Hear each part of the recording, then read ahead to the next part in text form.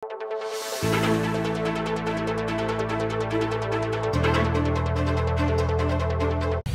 na nga yung sinabi ko, galing pa sa, doon sa simula pa lang, nung paglabas ko sa Leaders Forum ng Hakbang ng Maisog.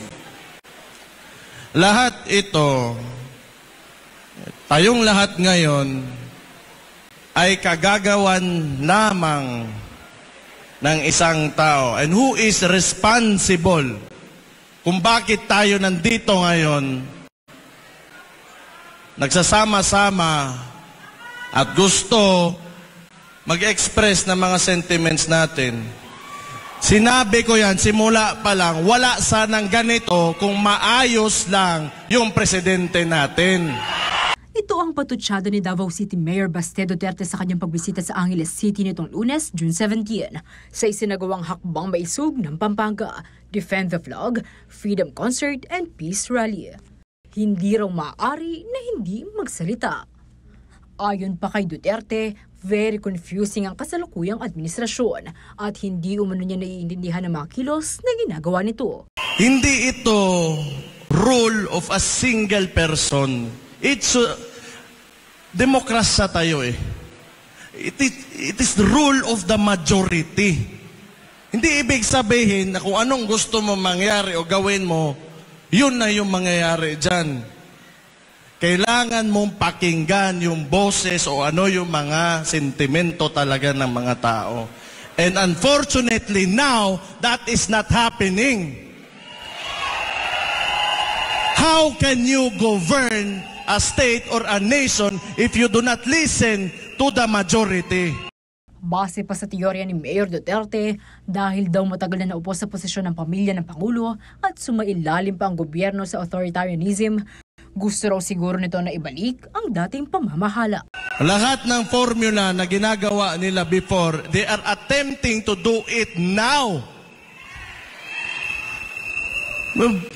Noon, siguro, 1970s, magagawa mo yan. Walang social media, and you know, mga tao, medyo, hindi, mahirap yung connectivity. O ngayon, sinusubukan na naman nila ulit. Ang gusto niyan, monarkiya. Samantala, nabuo umano ang Hakbang na Maisog dahil sa People's Initiative, kung saan ayon kay Duterte, isinusulong ng gobyerno ang charter change upang mapanatili nila ang kanilang posisyon. Kaya nga, naiisip ko, talaga bang walang hiya? Na sobrang walang hiya talaga? O tanga sa dami mong problema and you know, the opportunity that you have being a head of state, a president, or, you know, like a couple of people who are in the highest places in government, positions in government, ang dami mong pwedeng ayusin, but your unang-una mong priority is magpatagal lang ng wala pa ka magpakita ka naman ng kahit may ginawa ka lang. Wala talaga. Panluloko, abuso sa kapangyarihan. Lahat umano ng ipinapakita ng kasalukuyang administrasyon ay hindi magandang halimbawa para sa ibang mga lider at susunod na henerasyon. Ayon pa kay Mayor Duterte, ang magandang dapat gawin ng gobyerno ay ang ibalik ang death penalty. Naiisip ko, ibalik mo yung death penalty. Isama mo yung corruption, plunder, bribery. Oh.